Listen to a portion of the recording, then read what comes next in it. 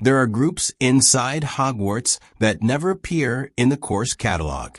No professor announces them at the start of term. No notice goes up on the common room boards. No owl arrives with an invitation written in official ink on official parchment. They exist in the spaces between the official version of the school, in abandoned classrooms and hidden corridors and rooms that appear only when needed, in conversations that stop when the wrong person approaches and resume in a different language when they leave. They are the real architecture of power inside these walls, and the castle's official structure. The houses, the prefects, the point system, the carefully maintained hierarchy of academic achievement is, in many ways, just the surface layer. The thing you're meant to look at so you don't look too closely at what's underneath. Every student at Hogwarts belongs, whether they know it or not, to the official version. The sorting, the classes, the exams, the OWLS and NEWTS, and the careful machinery of a British magical education that has been running in more or less the same form for 1,000 years.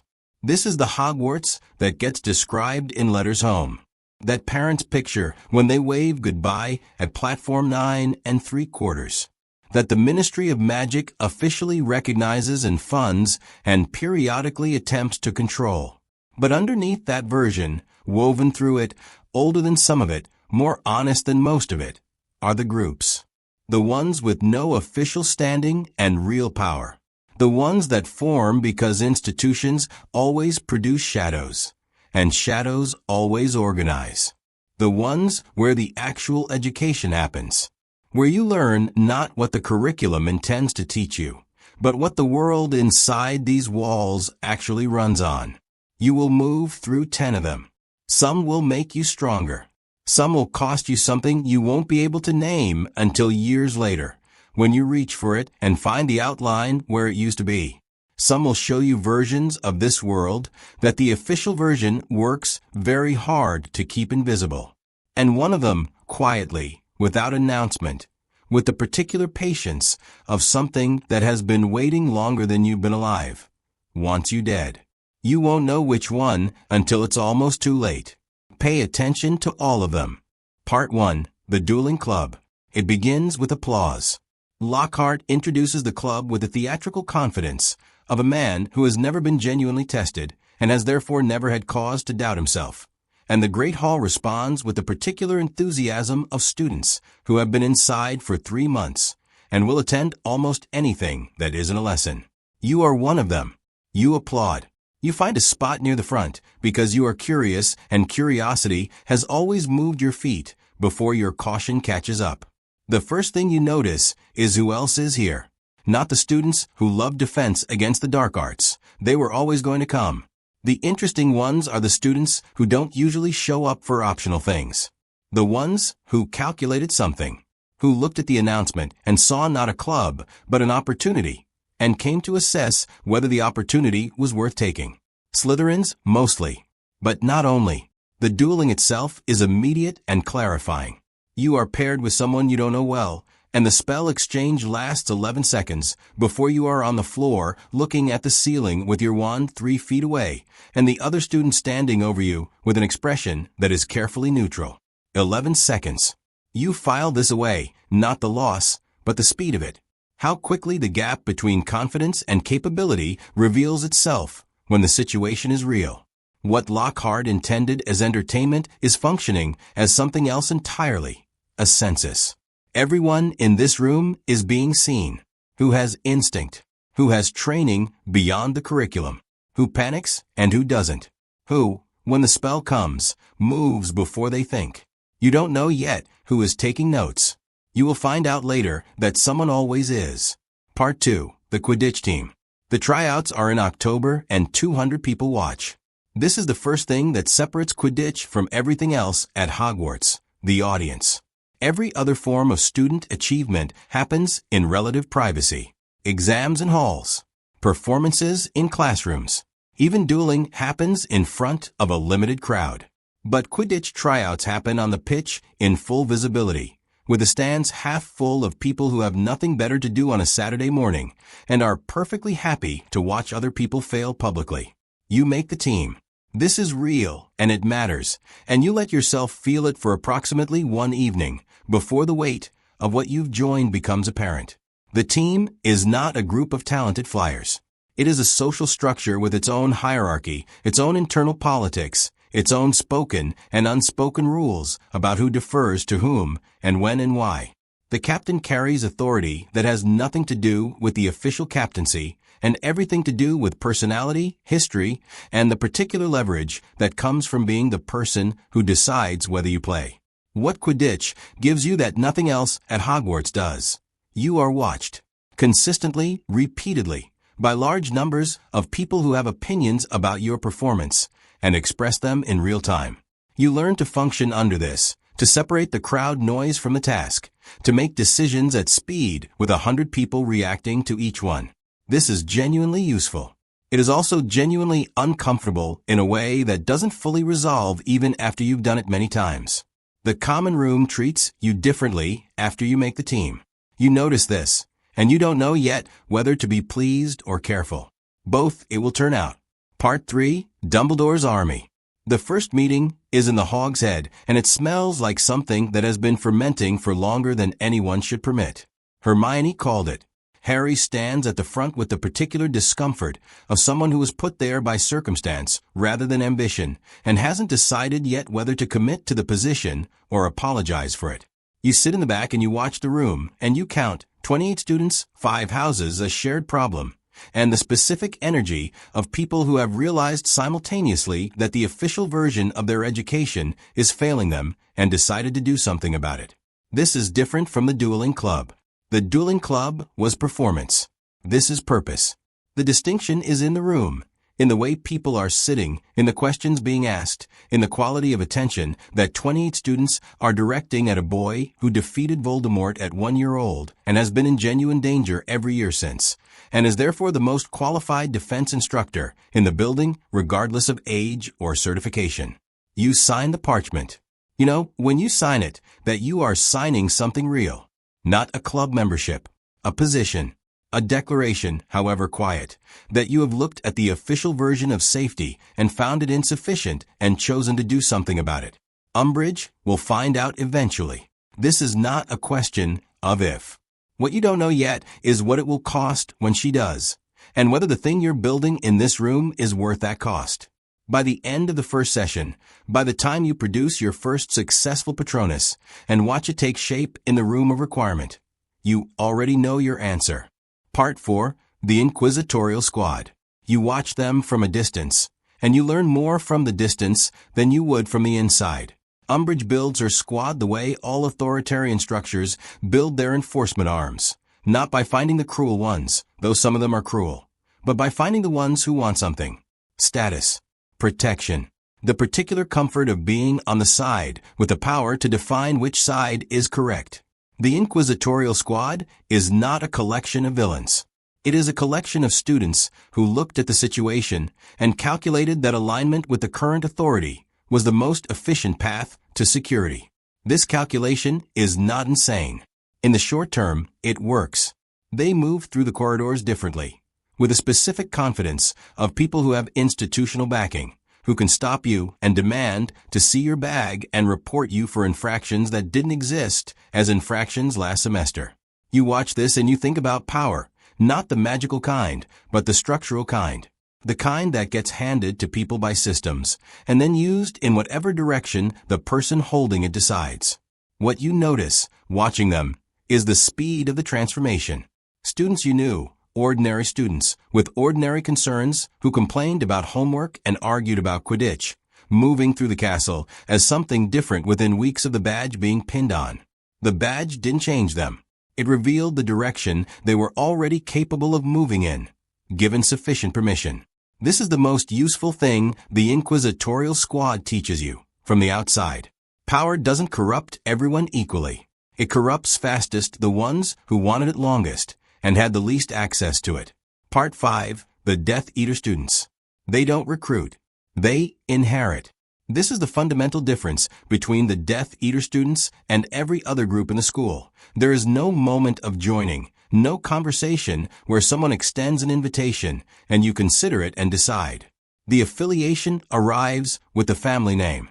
It is in the way certain conversations happen at the Slytherin table, in the topics that are approached and avoided, in the particular register of certain students discussing the news from home in voices calibrated to carry only so far. You observe this group from the outside, and what strikes you is not the malevolence. It is the normalcy. These are students who do homework and complain about exams and have preferred seats in the Great Hall and opinions about the Quidditch season. The ideology lives alongside all of this without apparent contradiction. The way certain inherited beliefs live in certain families, not examined, not chosen, simply present. The furniture of the mind, arranged before the occupant arrived. What you understand watching them across years is that the most dangerous version of this is not the theatrical version, not the student who announces their views loudly and performs their contempt for Muggleborns as a kind of social currency. That version is visible and therefore manageable. The dangerous version is quieter, sits near the middle of the table, gets acceptable grades, is polite to professors regardless of blood status because politeness costs nothing and visibility costs everything, is waiting, not impatiently, not visibly, simply waiting, with a specific patience of someone who has been told since childhood that the waiting will eventually end in their favor. You file this. You keep filing it. You hope the filing will be enough. Part 6. The Aurors. You meet your first Auror at 16, and they are not what you expected. You expected the version from the books, the glamorized, ministry-approved version that careers advisors describe in 5th year with the specific enthusiasm of people who have never done the job. Elite. Trained. The best magical law enforcement in Britain. Chosen from the top % of NEWT students, forged through 3 years of additional training, operating at the edge of what magic can do and what humans can sustain. What you get is a person who is tired in a specific way, not physically, not from lack of sleep, but from sustained exposure to the worst versions of what people do to each other. A tiredness that lives behind the eyes and doesn't go away on weekends. You recognize it without having language for it yet. You'll have language for it later. The Auror talks to your defense class about career paths and the ministry and the importance of NEWT grades, and the speech is practiced and competent and covers everything it's supposed to cover. What it doesn't cover, what you notice in the gaps between the official content, is what the job does to the person doing it. What it costs to spend years hunting people who would kill you without hesitation and trying to bring them in alive because the law requires it and the law is the point. You ask one question at the end that the Auror doesn't expect. Not about requirements or salaries or training programs. About the cases that don't resolve. About what you do with those. The Auror looks at you for a moment, then gives you the honest answer. You remember it for years. Part 7. The Order of the Phoenix. You find out about the Order the way most people find out about things that were always happening just outside your field of vision, suddenly, completely, with the retrospective clarity that makes you wonder how you didn't see it before. The Order is not a school group.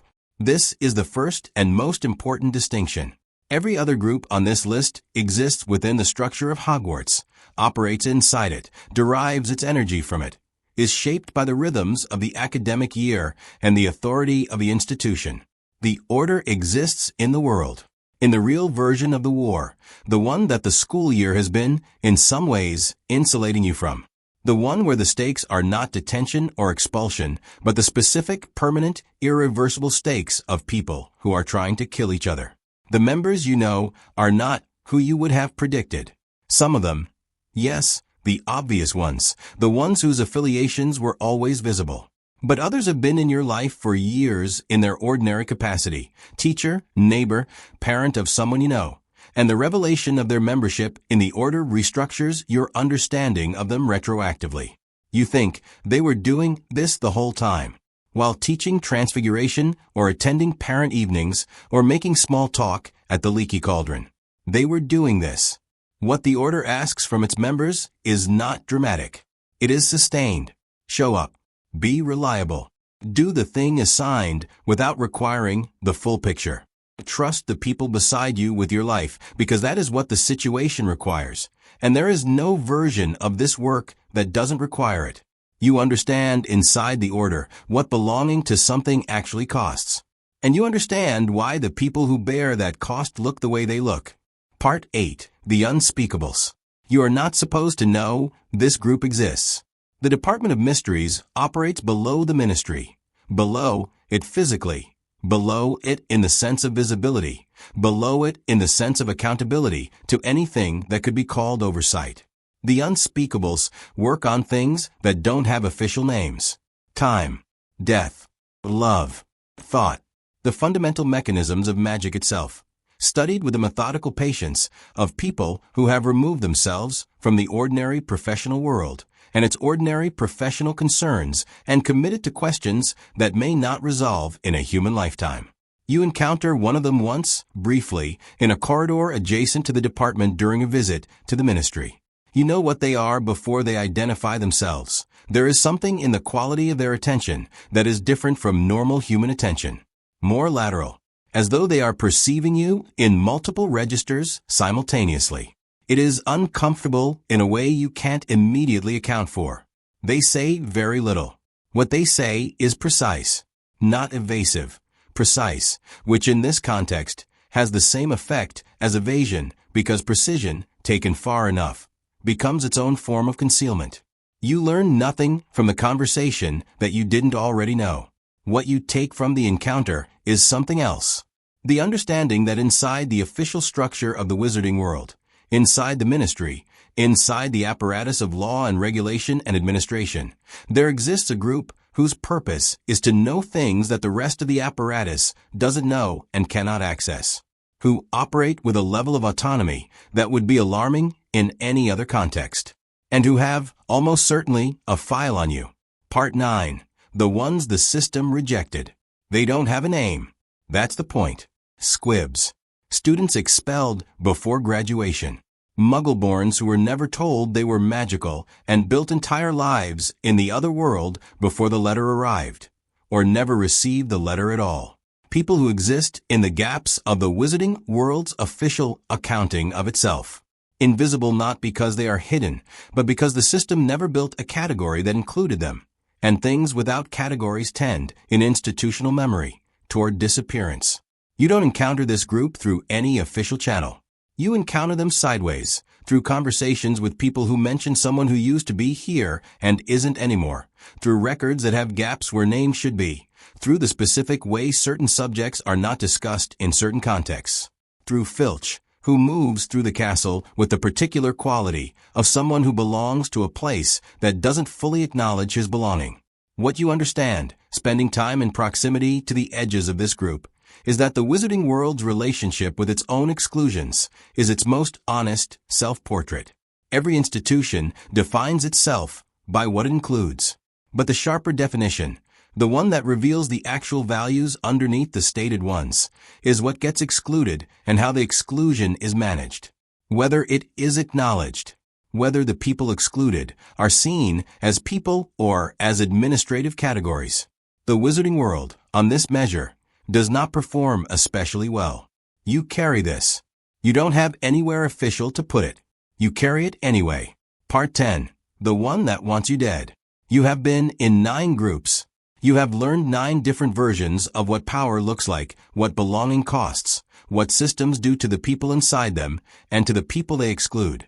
You have been seen and unseen, recruited and rejected, tested and trusted and occasionally used. You have moved through the official version of this world and the versions underneath it, and you have accumulated, across all of it, a particular kind of knowledge, not magical, not academic, but structural. You understand how this world works, where the weight actually sits, who holds it and what it costs them, and what it costs the people who don't. This knowledge is the thing that makes you dangerous. Not to everyone, not to the groups that operate in the open, that have official standing, that function within structures that can be named and mapped and understood. Those groups can manage you, accommodate you, give you a role that uses what you know and keeps it pointed in a useful direction. But one group cannot accommodate you. One group looked at what you've seen, all 9 layers of it, the complete map, and calculated that the map in your possession is more dangerous than any spell you could cast. That someone who understands the architecture cannot be managed, can only be removed. You don't know which one it is. You have suspicions, 4 of them, specific and ranked by probability, based on everything you've observed across years of moving through these rooms and corridors and meetings that weren't supposed to be noticed. What you know is this: the decision has already been made, in a room you were never in, by people you may or may not recognize, in language that was careful and precise, and did not use the word you're afraid of but meant it. You know too much.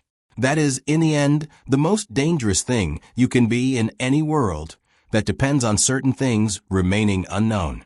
You have one advantage.